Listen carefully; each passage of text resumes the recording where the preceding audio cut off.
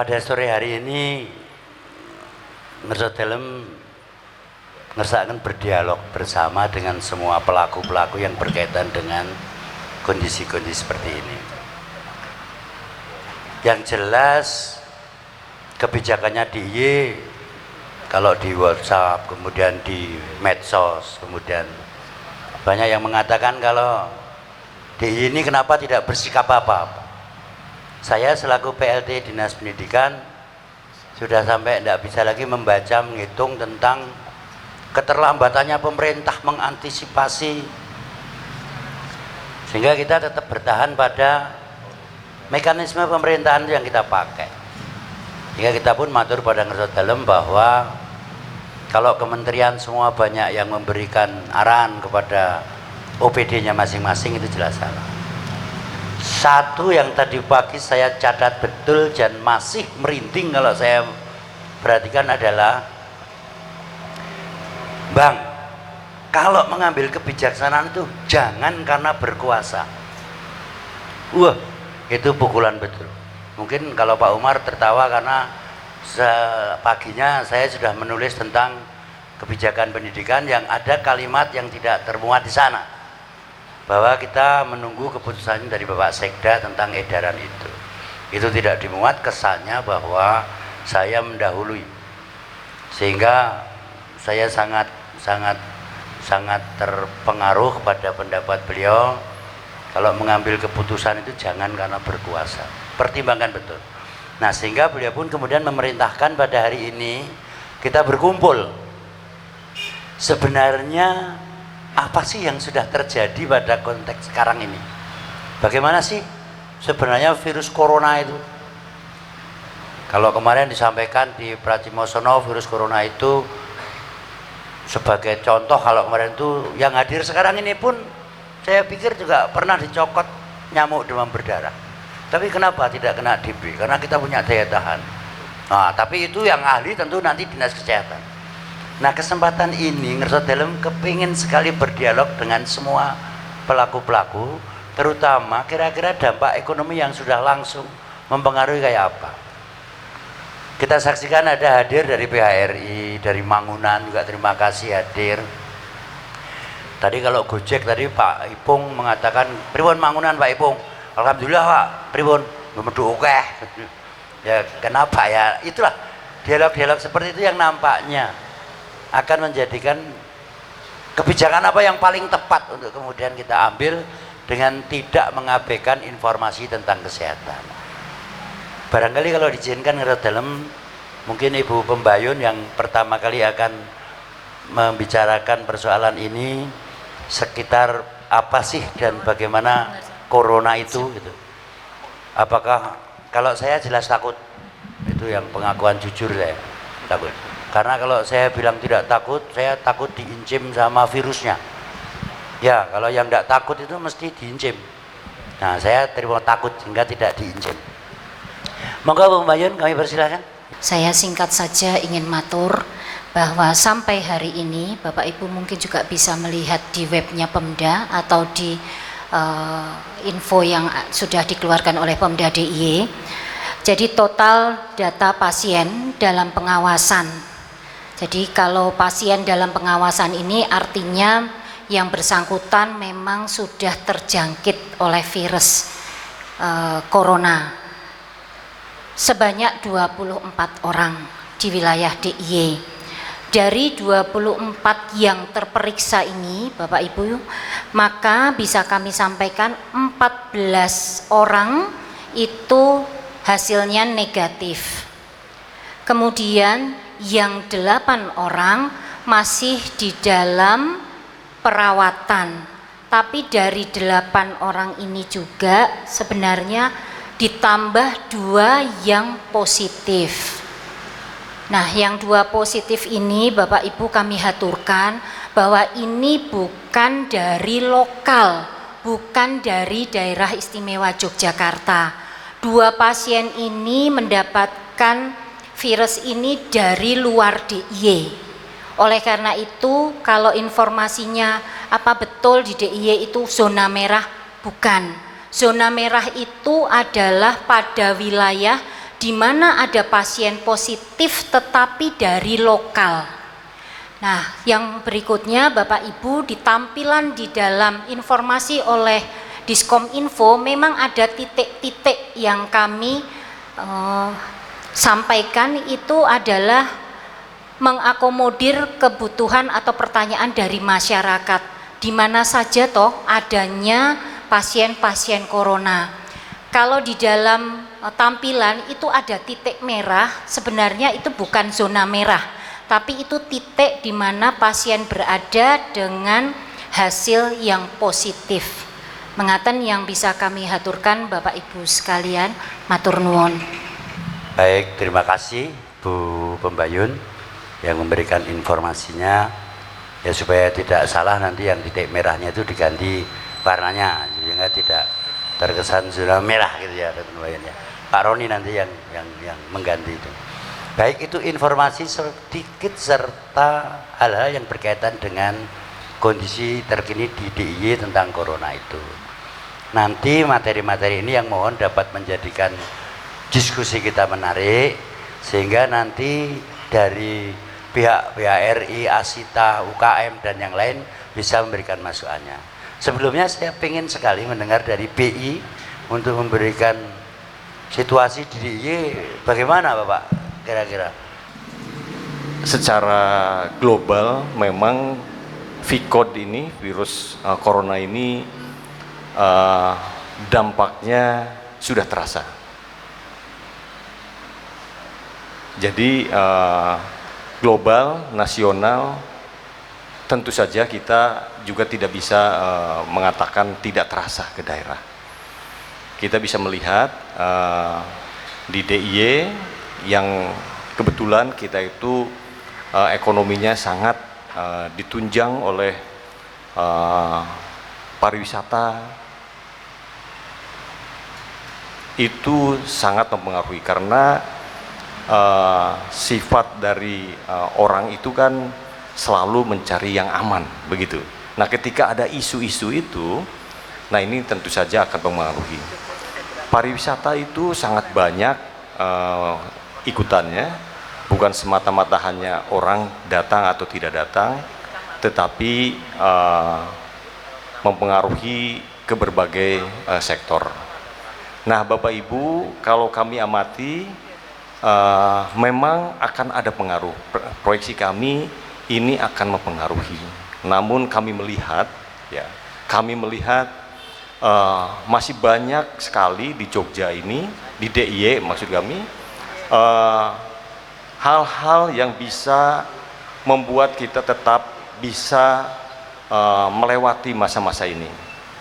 Kalau kita lihat di global, Cina yang sudah mulai sekarang membaik gitu ya, memang ada beberapa negara yang tadinya seperti mungkin Korea Selatan juga sudah membaik, kemudian Italia yang penataannya artinya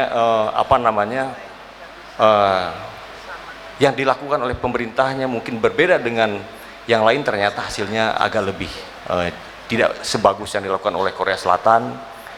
Nah, ini membuat kita pun harus betul-betul tidak melakukan atau melakukan suatu kebijakan yang tidak terukur. Nah, kami sudah mencoba menyerap berbagai informasi dari dunia usaha. Kami harus melaporkan kepada Ngarso Dalem. Memang pengaruhnya Bapak Ibu ada, tetapi ini mudah-mudahan dengan kebersamaan kita, dengan Jogja yang sangat guyup, nah ini dampak ini bisa kita ikuti bersama, kita bisa atasi bersama. Karena ekonomi itu sangat sensitif justru dengan berita-berita yang kadang-kadang Pak Bambang tidak proporsional. Itu yang harus kita jaga, kondisi psikologis masyarakat. Demikian barangkali yang dapat kami aturkan Ngarso Dalem. Mohon maaf jika ada yang kurang berkenan. Assalamualaikum warahmatullahi wabarakatuh. Kami mohon dengan hormat Ngarso Dalem juga berkenan memberikan satu dua hal pancingan yang kemudian teman-teman yang lain bisa langsung menanyakan kepada beliau, kebijakan-kebijakan apa, disertai kondisi terkini kayak apa. Misalnya dari perhotelan misalnya, kondisinya sekarang bagaimana, kemudian dari Asita juga bagaimana perkembangannya, sehingga nanti yang paling kita harapkan adalah pertemuan pada hari ini akan di follow up besok oleh Pak Sekda dalam format kebijakan-kebijakan yang harus diambil oleh pemerintah daerah. Terima kasih sepenuhnya kami aturkan pada kesempatan. Dalam kesempatan ini memang sengaja saya ingin membuka komunikasi dengan teman-teman asosiasi, ya, dengan harapan pemerintah daerah itu paham persis, ya. Biarpun mungkin bukan harapan kita, tapi kalau sampai nanti ada kebijakan siap atau awas, berarti harus saya close. Saya ingin tahu ruang itu adalah seberapa jauh sebetulnya PHRI misalnya, tamu yang tinggal di hotel bapak-bapak dan ibu itu kalau sampai 40%, bapak sudah merumahkan pegawai belum? Kalau merumahkan pegawai itu harus sampai 30% atau 40%, atau kalau sudah 20% bapak harus memberhentikan pegawai misalnya, gitu ya. Kalau konteksnya pariwisata seperti apa, bagi teman-teman asosiasi seperti ASEPI seperti apa, gitu. Kalau bagi Putri, yang teman-teman yang bergerak di bidang apa, rekreasi, itu kira-kira untuk break even-nya gimana, gitu. Nah, kenapa hal ini bagi saya penting, ya? Karena bagaimanapun dengan virus corona ini, begitu saya bicara close, ya, tidak boleh orang luar masuk dan dari dalam tidak boleh keluar, jelas totally habis. Gitu loh. Nah, memang kita bicara pertaruhan nyawa atau ekonomi, ya mesti nyawa yang diutamakan, gitu. Tapi masih ada ruang yang bisa kita buka, karena kondisinya Jogja berbeda dengan daerah lain di sekeliling kita, gitu. Jadi ruang itu masih saya buka, gitu. Nah, dengan harapan kita ini siap dalam kondisi yang baik, tapi juga siap dan kami mengerti dalam keadaan yang pahit itu bagaimana kita tetap bisa membangun kebersamaan, ya. Karena bagaimanapun saya tidak gebabah di dalam memutuskan itu. Biarpun saya pun di medsos juga banyak, bagi saya nggak ada masalah, ya, karena kami punya pemahaman bagaimana menangani tahun 2006 dan 2010 dalam kondisi bencana, semua juga maunya diselesaikan dengan cepat dan baik, gitu. Tapi saya punya target, gitu loh. 2006 itu biarpun hancur, kami harus membangun 173.000 rumah baru, tapi bagaimana dia bisa hidup lebih baik daripada sebelum bencana.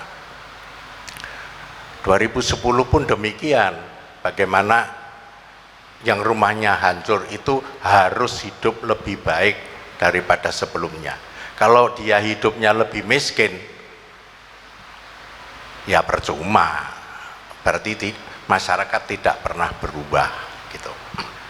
Sehingga kebijakan yang kami ambil saat ini pertama kali, bagaimana masyarakat itu di Jogja ini dalam kebersamaan itu bisa enggak dia bisa hidup lebih bersih.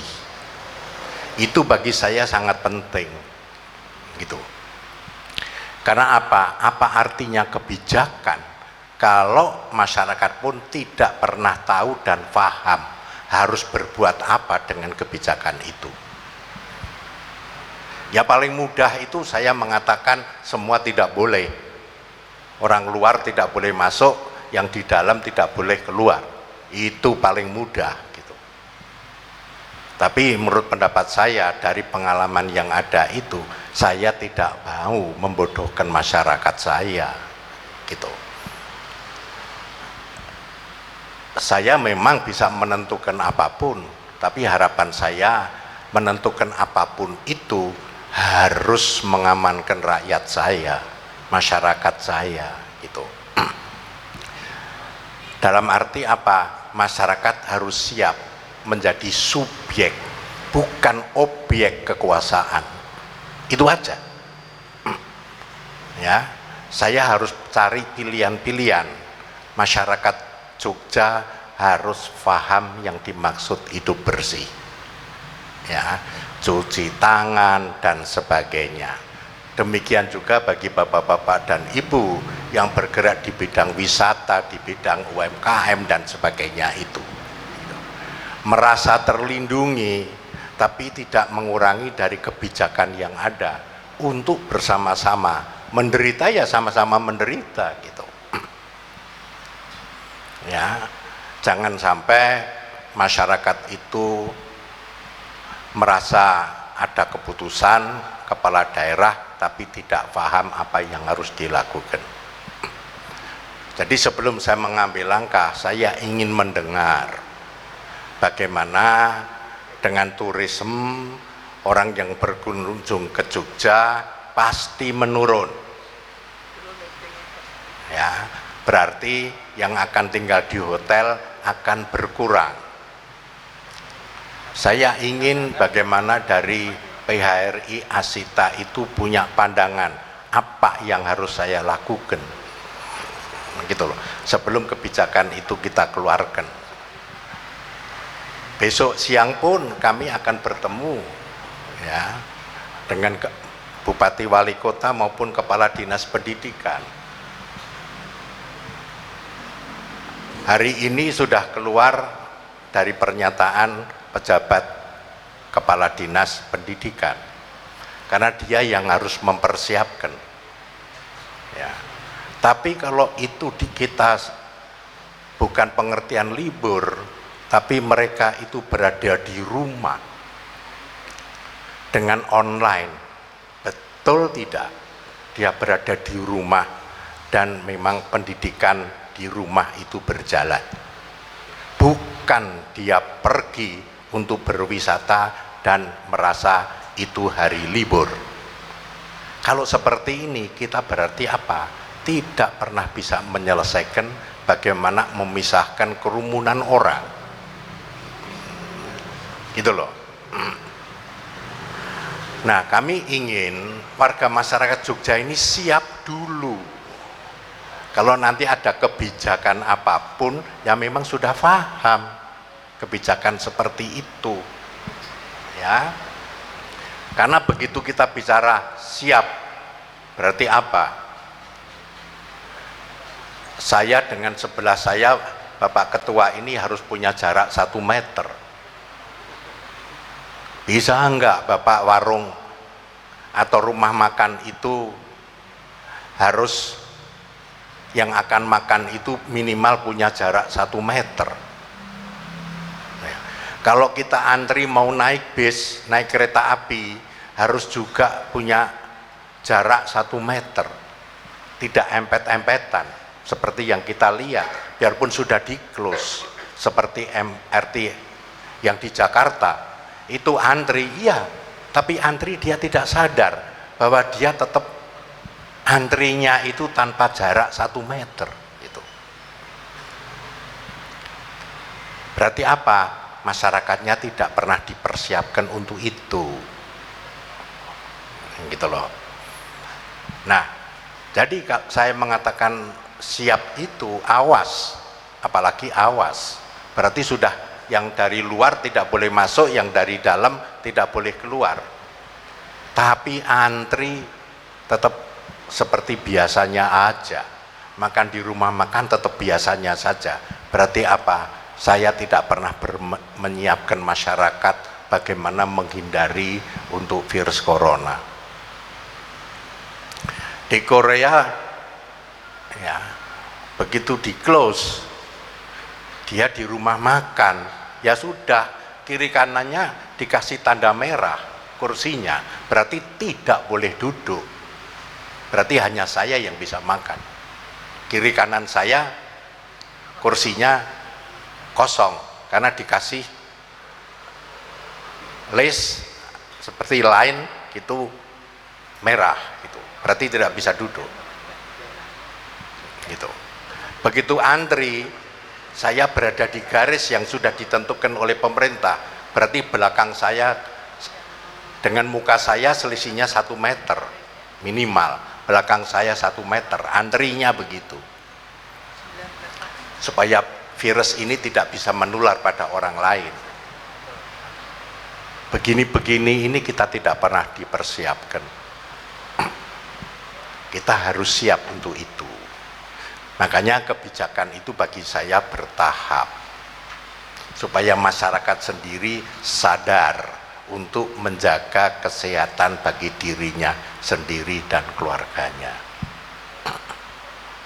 Kalau hanya pukul, asal pukul, tidak boleh begini, bisa saja. Tapi akibatnya apa gitu? Masyarakat tidak pernah dipersiapkan. Saya tidak mau membodohi seperti itu. Gitu.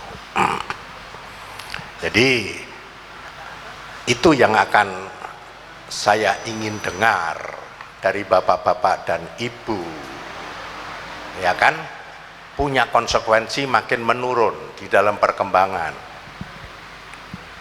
ya. Tapi kebijakan itu memang belum saya ambil. Masih ada ruang-ruang apa yang mungkin bisa saya lakukan. Sehingga seperti nanti untuk nutup sekolah pun saya akan punya pertimbangan sendiri juga, ya kan. Jangan seperti tadi pagi saya mendengar dialog di Metro masalah kebijakan di suatu wilayah di utara Pulau Jawa gitu. Mestinya online, sekolahnya ditutup online, tapi faktanya di pantai penuh anak-anak gitu. Karena yang rekreasi gitu. Lah kalau dia akhirnya juga berkumpul di sana kan juga resiko untuk kena virus kan malah ada di situ. Daripada begitu mungkin di sekolah malah aman, paling sedikit mengendalikan dari pagi sampai siang kan gitu. Nah, hal-hal seperti ini bagi kami menjadi pertimbangan-pertimbangan, karena pengalaman-pengalaman di 2006 maupun 2010 bagaimana menangani yang namanya masyarakat itu bisa terkondisioning kan tetap dalam kebersamaan, tapi dirinya juga bisa mengatasi persoalan itu, gitu loh. Jadi mohon ya pada bapak-bapak di bidang pariwisata, perhotelan, atau bidang ekonomi yang lain yang mungkin hadir di sini, apa yang terjadi pada kondisi saat ini. Tapi kira-kira nanti kalau ya semoga saja kondisi seperti ini selesai gitu, tidak lebih berat lagi. Tapi kalau lebih berat, karena pemahaman saya ya ini belum sampai pada puncak, mungkin ini diproses, tapi puncak itu kapan kita kan nggak tahu. Puncaknya itu kita yang kena suspek positif itu hanya 2 atau lebih. Harapan saya hanya 2 ini dan selesai gitu. Berarti apa? Peaknya ya hanya di 2 itu gitu. Tapi kan kita kan tidak mengerti, ya kan. Dan pemerintah sendiri sudah mengundur sampai 29 Mei gitu. Berarti mungkin kan juga sama dengan apa yang sekarang sudah terjadi itu bukan peaknya gitu. Tapi peaknya kapan? Kita juga nggak ngerti gitu. Nah ini yang bagi kita untuk kita terbuka ya, sehingga kami mengambil kebijakan itu karena memang pada momentum, bukan awal belum momentum tapi sudah saya putus semuanya sehingga semua merasa kesulitan untuk bergerak gitu tanpa solusi gitu. Saya tidak mau hal seperti ini gitu. Jadi kita sama-sama harus punya keterbukaan, tapi kita juga harus sama-sama bisa membangun kebersamaan, karena modal sosial bagi Jogja ini adalah kebersamaan itu. Sehingga harapannya kami punya kesempatan untuk berdialog dengan bapak-bapak dan ibu, apa yang terjadi di bidang bapak-bapak dan ibu, dan apa yang mungkin bisa saya lakukan. Ya,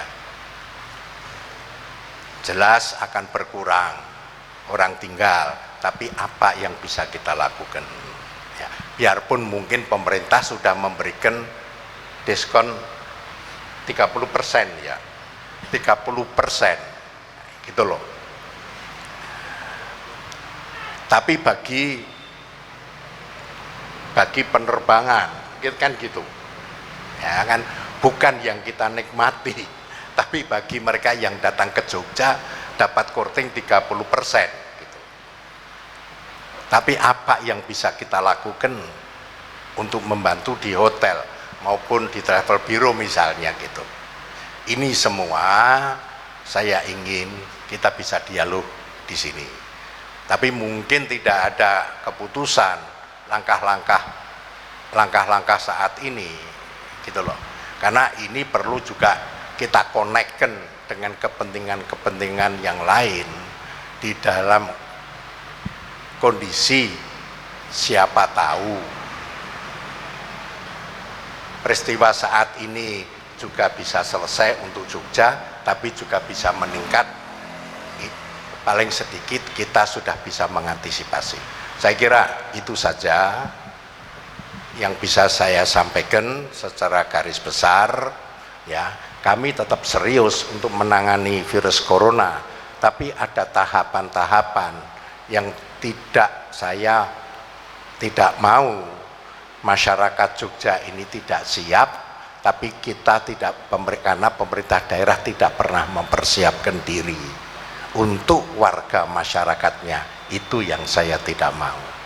Jadi keputusan yang saya ambil ya kan juga harus punya kepemihaan pada bapak-bapak dan ibu, bukan kekuasaan untuk kekuasaan itu sendiri, tapi kekuasaan yang ada pada seorang gubernur saya abdikan untuk bapak-bapak dan ibu. Jadi saya harus match-nya sama gitu.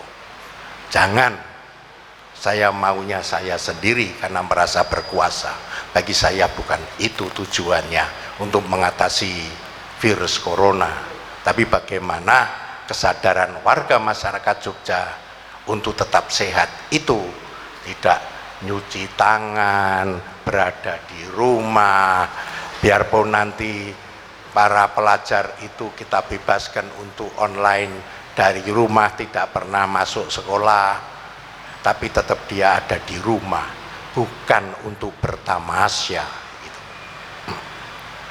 Karena kalau seperti itu urusannya sendiri, saya mengatakan begitu. Bagi saya itu tidak adil gitu.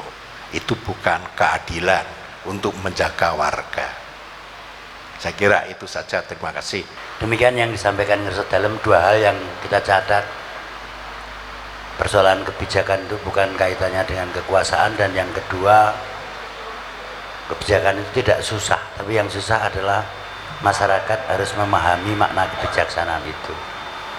Nah, kalau hari ini kita berkumpul, mudah-mudahan sharing kita terhadap apa yang akan dilakukan oleh pemerintah daerah dapat memberikan warna terhadap kebijakan itu mestinya kayak apa. Saya kira itu yang menjadi pengantaran ini, dan saya mohon dengan hormat Bapak Ibu mendaftarkan diri untuk memberikan masukan-masukan dan saran pada kesempatan kali ini, baik dari JIB, baik dari PHRI, dari PHSITA, atau pelaku-pelaku KM yang lain. Kami persilakan. Seperti yang beberapa akhir di minggu ini sama-sama kita rasakan bersama dampak dari virus corona ini, dan beberapa kali di dalam minggu ini kami sudah melakukan banyak pertemuan termasuk dengan Kadin. Sampai kemarin sore juga kami melakukan dengan Kadin, dan siang hari ini juga kami masih melakukan dengan Kadin. Dari kami satu hal yang kami inginkan, bahwa dari dua hal yang menjadi permasalahan, kesehatan dan ekonomi, tentunya dua hal ini tidak akan mungkin berjalan bersama. Kami sadari sepenuhnya bahwa industri ini akan rebound, akan berjalan kembali manakala kondisinya semuanya sudah sehat. Artinya bahwa dengan berat hati kami menyadari bahwa kesehatan adalah menjadi prioritas utama. Sehingga yang ingin kami sampaikan, dari industri kami siap apapun kebijakan pemerintah daerah yang akan disampaikan. Kalaupun misalnya ada sebuah pembatasan, kami siap. Tentunya kami mohon dengan bisa ada satu backup stimulan untuk teman-teman industri, sehingga kondisi kami ke depan juga bisa bertahan dengan baik. Tapi satu hal yang memang menjadi penyadaran kita bersama, bahwa kesehatan adalah prioritas utama, Bapak. Sehingga mau tidak mau kami akan memprioritaskan itu. Sehingga kami harapkan pada saat virus corona ini segera bisa tertangani, kami yakin ekonomi akan rebound. Ini yang kita sadari bersama, dan saya pikir kita mesti harus membuat satu skala prioritas untuk itu. Memang di 2019 itu adalah puncak-puncak tertinggi dari omset kami, alhamdulillah, sehingga di 2020 kami sangat optimis dan kami berinvestasi untuk masalah pengembangan tempat maupun stok, karena memang biasanya itu di setiap April itu selalu ada momen Inacraft, dan memang penjualan kami cukup baik di Inacraft dan persiapan untuk Lebaran. Setelah kami berinvestasi untuk masalah bahan baku, kemudian berinvestasi untuk tempat, sampai Februari kemarin kami tetap cukup optimis bahwa potensi industri kreatif itu terus akan meningkat. Jadi malah sedikit berkebalikan, malah kami lebih optimis di bulan-bulan awal ini. Tapi ternyata di Maret itu dengan adanya wabah virus corona, tiba-tiba semuanya batal semuanya, baik untuk event-event lokal maupun event skala nasional seperti Inacraft pun batal. Semua sarana distribusi atau jalur untuk kita bisa jualan semua nggak efektif lagi. Jadi kita cuma bisa jualan lewat online, itu pun sangat kecil sekali, Pak. Yang ingin kami tanyakan, dengan kondisi seperti ini, yang banyak di kami adalah hanya stok saja. Kita juga kesulitan bagaimana akses, orang-orang pada takut untuk adanya acara. Kita betul-betul sangat kesulitan, dan untuk kapasitas, untuk skala kami saat ini UMKM dengan cash flow yang tidak normal, kita juga cukup berat. Walaupun memang dari teman-teman banyak yang menyarankan untuk kita segera mengurangi karyawan atau meliburkan sementara, tapi kami memang belum mengambil langkah itu. Kami masih optimis bahwa mungkin bulan depan bisa lebih baik, kondisi menjadi normal kembali. Mungkin ada masukan dari Ngarso Dalam kaitan dengan apa yang kami alami. Kalau boleh mengusulkan saran, apakah memungkinkan adanya kebijakan dispensasi untuk masalah cicilan perbankan? Mungkin sampai 3 bulan ke depan, karena memang tadi disampaikan juga ini belum puncaknya. Maka kami juga nggak tahu nanti Lebaran bagaimana, atau udah kembali normal atau belum. Jadi kalau saya punya pendapat begini, Bapak. Saya terima kasih penjelasan bapak-bapak dan ibu. Ya,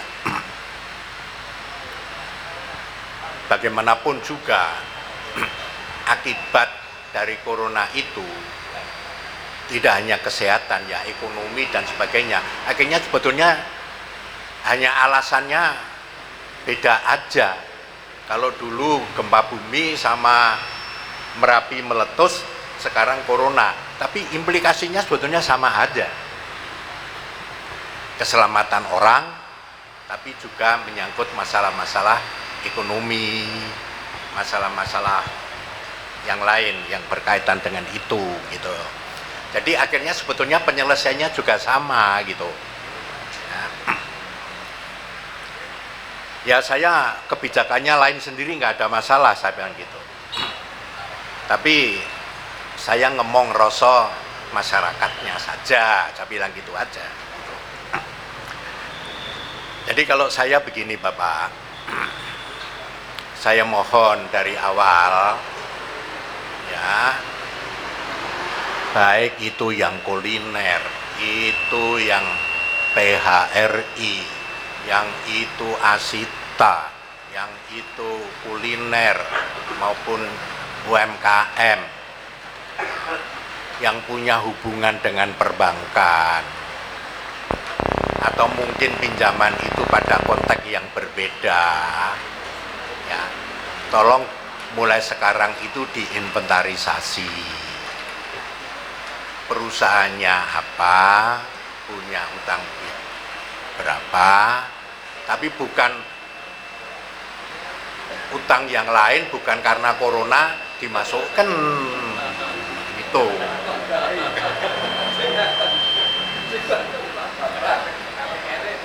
Nah, karena pengalaman dari 2000 gempa maupun Merapi itu memang kredit macet dibebankan, saya bilang gitu. Lah kredit macet kan urusan dewe, bukan urusan macetnya, bukan karena gempa maupun Merapi itu. Ya saya nggak mau menyelesaikan itu gitu. Jadi kalau dari asosiasi itu bisa melakukan verifikasi dari awal, saya itu ada kemudahan. Ya kan? Dulu yang 2006 itu sampai ke DPR pun saya tandangi sendiri gitu. Saya hanya ingin ya, selama ada bencana di Jogja itu yang dibantu itu orang per orang ya. Tapi begitu bicara alat produksi ya, faktanya juga yang mayoritas kena itu UMKM, nggak pernah ada bantuan untuk itu ya kan. Sehingga pada waktu itu dari pengalaman itu di 2010 pada waktu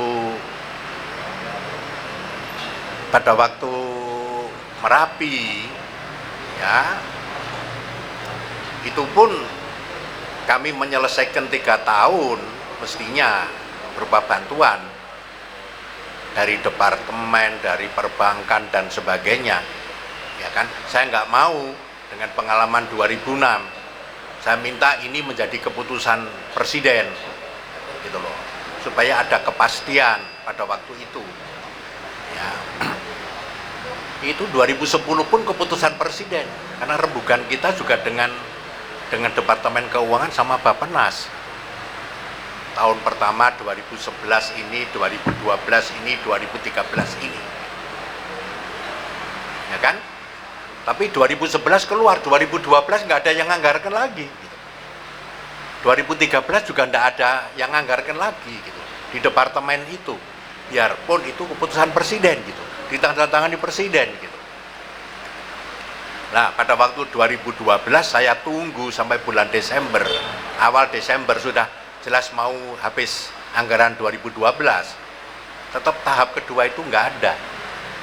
Ya udah, karena nggak ada, saya undang teman-teman pers, tolong saya diwawancara masalah bantuan dari pusat. Saya bilang ya tidak keluar ya karena pemerintah pusat tidak serius saja untuk membantu. Akhirnya saya ditelepon salah BPB, Badan Penanggulangan Bencana Nasional. Bapak Sultan ngomong gitu, mana duitnya? Kalau enggak ya saya ngomong begini. Akhirnya keluar 600, yang 200 untuk Jawa Tengah, yang 400 untuk Jogja. Tapi dengan syarat supaya tidak boleh minta bantuan lagi, gitu loh. Dengan keluarnya 400, jangan begitu. Mosok perjanjian antara BNPB, Badan Penanggulangan Bencana Nasional sama gubernur, kalimatnya tidak boleh nagih lagi, kan jelek. Ambok sudah, Bapak bantu 400 pun boleh, silahkan. Ya, tapi dengan syarat, dengan bantuan ini kekurangannya sudah bisa pembangunan di Jogja sudah tercukupi, kan enak dibaca, saya bilang gitu. Akhirnya diteken, tapi kan keluar 400. Kalau nggak digitukan kan juga nggak keluar juga gitu. Gitu. Ini pengalaman, saya nggak mau itu hal-hal seperti itu terulang, gitu loh. Ya jadi saya akan bantu Bapak. Ya, mana yang kami ini dulu 2006 itu hutang yang sampai 50 juta itu kami bayari semua. Akhirnya tinggal sisa 39 miliar ya, dari 600 berapa itu, hampir 600 miliar lebih, 39 miliar gitu. Nah, ya yang potong kami nggak mau nyelesaikan gitu. Nah 39 itu akhirnya sepakat masing-masing dari perbankan itu ya kan secara bertahap menyelesaikan, mengurangi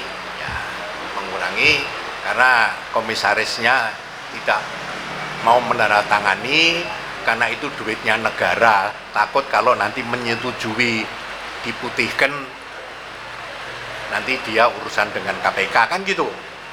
Jadi nggak ada yang mau, ya udah direksi aja mengambil kebijakan secara bertahap.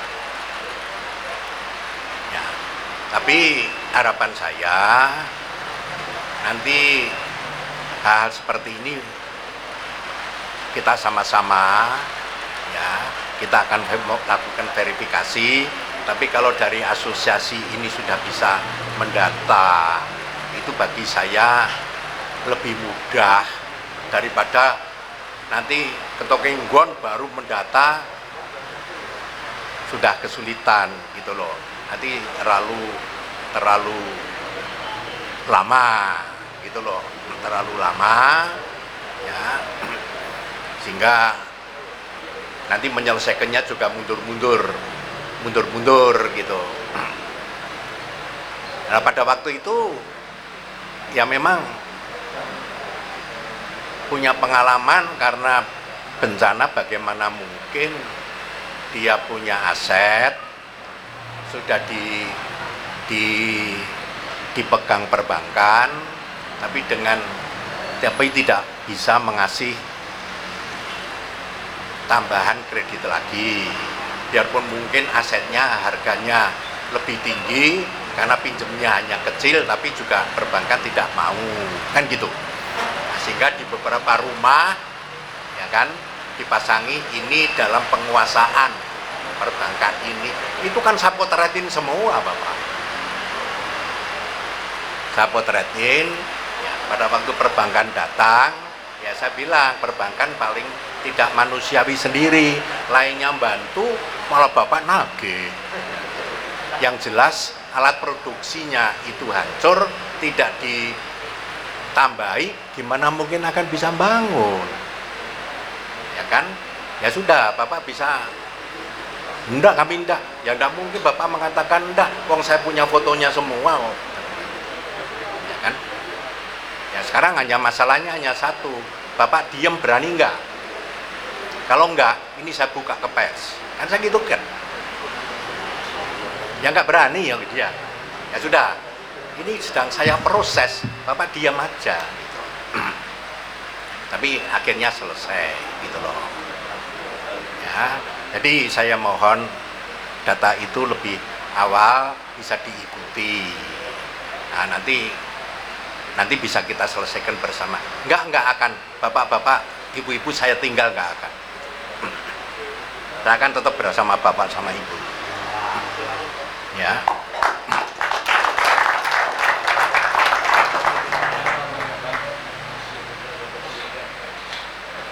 Jadi sebetulnya masalah orang asing itu tidak mungkin akan datang. Ya. Karena memang kebijakan yang ada, kalau di Jogja itu ya, pengembangan turisme itu 80% lokal, 20% asing. Kalau di Bali itu 80% asing, 20% lokal. Kenapa kami 80% lokal? Karena airport di Atu Septo tidak mungkin akan bisa menjangkau negara-negara yang terlalu jauh. Sehingga kami membatasi promosi dan sebagainya. Karena nggak mungkin akan bisa, transitnya akan terlalu banyak. Sedangkan kecenderungan turis sekarang itu kalau bisa direct flight gitu. Bukan transit yang liburnya terbatas sehingga sudah capek sampai tempat tujuan gitu. Nah, kalau untuk corona ini bagaimana mungkin juga akan bisa mendarat di Jakarta saja, wong dari negara yang juga sudah di-close kok. Dia mau datang dari mana gitu. Jadi mungkin kalau ada turis-turis kita di luar negeri, mungkin kalau terlambat pulang, sekarang masih ada, mungkin untuk kembali ke Indonesia aja mungkin biarpun tidak di-close di Indonesia, tapi mungkin mau pulang aja nggak bisa. Sama orang-orang asing yang di Bali yang dikasih izin hampir 400 orang, karena lebih baik dia di Bali daripada pulang ke negaranya yang sudah di-close kan gitu. Nah, sedangkan harapan saya justru April itu Kulon Progo diresmikan presiden, ya kan? 29 Maret ini semua sudah pindah ke sana, sehingga bulan Juni itu international airportnya dari luar juga sudah pada masuk. Harapan saya boom gitu loh. Tapi ini sebaliknya turun gitu loh. Ya. Tapi harapan saya, kalau kita punya kesempatan bisa bersama, ya, begitu nanti corona itu hilang, ya, harapan saya bagaimana ruang yang terbuka dengan adanya international airport, ya kan, yang dari luar juga yang mendaftar ini cukup besar Bapak, tapi maunya direct, gitu loh.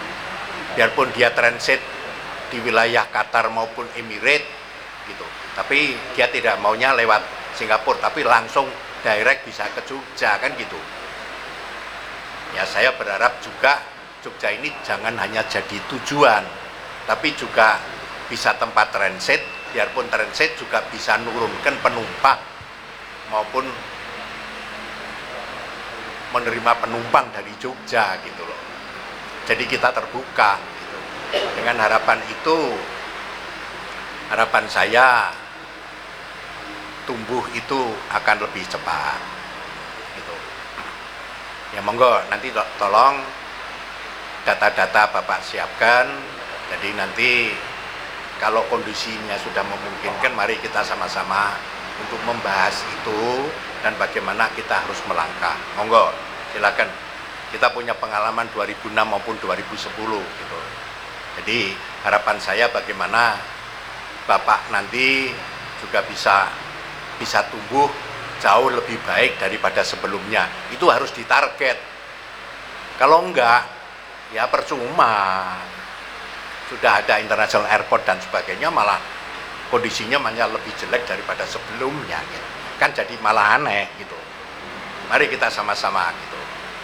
Yang penting kita bisa punya pandangan yang sama gitu. Nah, bagi UMKM saya nggak tahu ya, sebagian dari anggota Bapak ada nggak yang masuk di terverifikasi untuk masuk untuk jualan di airport dari UMKM, ada nggak yang kuliner ataupun yang juga ada? Oh ya, ya ada ya. Ada ya. Oke. Yang di bandara ada juga punya ya. Jadi untuk di Kulon Progo itu memang kami coba teman-teman UMKM ini naik kelas. Kita coba di bandara. Gitu loh Bapak. Kita coba di bandara yang baru. Itu 1.500 square meter. Baik itu produk kerajinan maupun mungkin kuliner. Tapi lewat verifikasi, di mana produk ini kita lakukan verifikasi dengan harapan karena itu di international airport. Ya. Mereka yang bisa bayar sendiri silahkan, tapi yang totally tidak bisa membayar ya kami bayari, baik yang 50-50 maupun yang totally, yang kecil-kecil tapi produknya bagus, ya mungkin sepenuhnya. Tapi harapan saya setelah 3 tahun bisa bayar sendiri gitu loh. Jangan terus selamanya terus gitu. Nah, harapan saya dengan seperti itu ya, harapan saya teman-teman UMKM ini juga bisa mengembangkan potensinya lebih jauh. Kami juga sedang cari lokasi di Malioboro dengan harapan bisa ditempati teman-teman UMKM supaya teman-teman UMKM itu juga naik kelas kan gitu. Ya kan? Ya syukur Malioboro bisa jadi bersih gitu. Gitu loh. Jadi PKL pun naik kelas kan misalnya gitu. Nah, ini mungkin juga bisa jadi jalan keluar bagaimana kita bisa bersama-sama mengkondisioningkan teman-teman UMKM ya, bahwa mereka juga lebih punya kemauan untuk produk-produknya ini, mutu produknya juga lebih baik gitu ya. Tapi juga karena bersaing, tapi juga kami menempatkan dia juga pada kondisi-kondisi yang memang lebih baik. Gitu. Nah, kami ada beberapa tempat yang di Malioboro ini kami sedang bernegosiasi, tapi tidak usah saya utarakan, kan? Dengan harapan tidak hanya PKL, tapi UMKM juga bisa jualan di Malioboro, gitu. Tapi di pertokoan 3 di bawah, kan gitu. Karena yang ada bekas Indra kan hanya untuk sebelah selatan, yang tengah sama utara kan belum. Jadi siapa tahu ya kan hal seperti ini bisa memungkinkan kita tumbuh.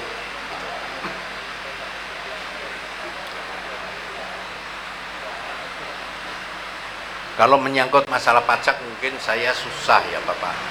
Kalau pajak itu gitu. Tapi kalau misalnya kredit yang tidak berbunga lagi, tapi bisa dicicil dan sebagainya, itu mungkin bisa. Dan saya punya pengalaman kalau itu begitu ya dengan BRI kalau tidak keliru ya. Ya, BRI pada waktu di Sleman ya. Jadi BRI di Sleman itu paling besar 250-an miliar. Diperkirakan yang bisa kembali hanya 30%. yang datang pada saya pada waktu itu kepala bagian kredit, Pak lupa namanya, yang sebetulnya pernah jadi dirut sebelum yang sekarang, Pak siapa itu, Pak dari pusat sebelum yang dirut sekarang. Jadi yang saya desain pada waktu itu, yang saya usulkan yaitu bagaimana CSR-nya itu diberikan diberikan pinjaman lagi dari CSR, tapi jangan gratis. Memang CSR kan gratis, tapi kalau gratis terus kita tidak pernah mendidik para pengusaha. Bisa enggak dia tetap bertanggung jawab terhadap hutang yang dulu yang macet karena Merapi, tapi ditambahi pinjaman baru dari CSR tapi berbunga, sehingga pada waktu itu kalau tidak keliru bunganya 1,5%, tidak keliru, kan tidak 1%, 1,5%. Ya.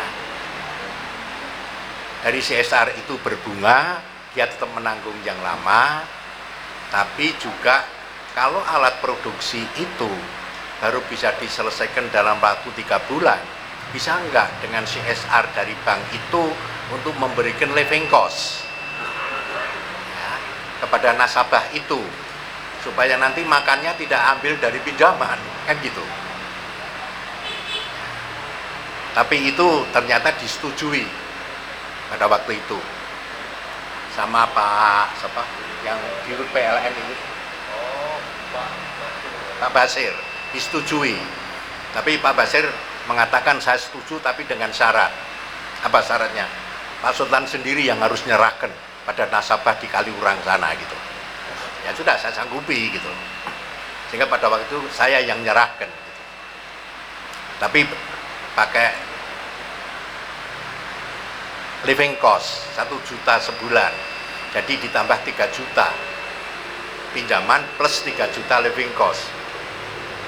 Apa yang terjadi dalam waktu 5 tahun? Semua justru kembali dari utang yang lama juga kembali gitu. Jadi dari pengalaman itu harapan saya nanti kita bisa mendesain ya, yang memungkinkan, apa yang paling memungkinkan, yang dimana teman-teman itu bisa growth gitu, bisa cepat tumbuh gitu, tapi tetap dengan target harus lebih baik daripada sebelumnya kan gitu. Itu tekad gitu. Kalau itu bisa, tapi kita harus kompak gitu, suaranya satu gitu loh.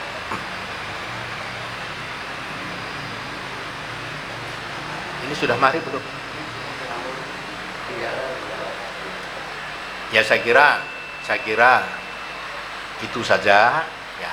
Saya terima kasih, posisi bapak-bapak dan ibu kami paham, sehingga saya perlu hati-hati bagaimana pemerintah daerah ini ngambil kebijakan gitu kan. Kalau nungsep itu jelas pasti gitu, itu aja. Hanya kadarnya tidak di-close saja seperti ini, apalagi di-close saya nggak bisa bayangin gitu. Kan totalin zero gitu loh. Nah, gimana mau growth nantinya gitu. Saya nggak tahu gitu. Pemerintah akan memberikan keringanan nggak? Saya nggak tahu gitu. Saya kira itu saja. Ya, saya mohon diterima ikhlas ya. Memang tidak ada pilihan ya bagi kita. Tapi bagaimana justru dengan peristiwa ini kita bisa mempersiapkan diri untuk bisa lebih baik. Gitu. Kami akan bersama-sama bapak-bapak. Ya. Nusa Dalem tidak akan meninggalkan kita. Itu yang pertama. Kemudian yang kedua, identifikasi dan verifikasi terhadap pelaku-pelaku baik UMKM, Asita, PHRI, JB dan yang lain itu penting. Saya pikir itu Bapak Ibu sekalian, mudah-mudahan seperti yang disampaikan Nusa Dalem, kita pandang cukup pertemuan kita hari ini, sehingga tidak perlu nanti setelah maghrib kita bertemu kembali. Tapi ini akan menjadi PR menarik dalam satu kata bahwa kebijaksanaan itu harus dipahami oleh masyarakat. Saya kira itu Bapak Ibu sekalian, mohon maaf Warga Dalam, mohon maaf Kanjeng Ratu, saya kembalikan sepenuhnya kepada Mbak Nindya. Badai Corona, Yogyakarta, Matur sembah nuwun, tepuk tangan untuk kita semuanya. Selamat sore, sampai jumpa, salam Indonesia.